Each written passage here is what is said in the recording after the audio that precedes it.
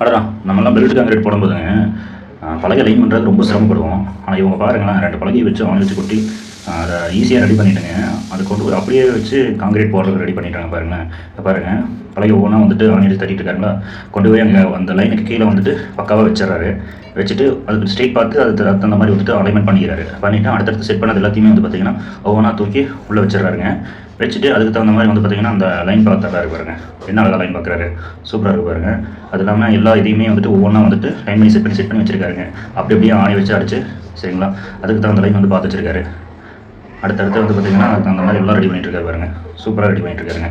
அவ்வளோதான் எல்லா பலகையும் வந்துட்டு அவர் ரெடி பண்ணி வச்சிட்டாருன்னா, அடுத்து வந்துட்டு கம்பி கட்டி கான்கிரீட் போடுறதாங்க. என்ன அழகா ரெடி பண்ணுறாரு பாருங்க. ஸோ நம்ம ஊர் சைட்லேயும் வந்து பார்த்தீங்கன்னா, இந்த மாதிரிலாம் ரெடி பண்ணுறது கிடையாது. இவங்க எவ்வளோ அழகா வந்துட்டு எல்லாத்தையும் ரெடி பண்ணி வச்சுட்டு மண்ணை தள்ளிடுறாங்க பாருங்களேன்.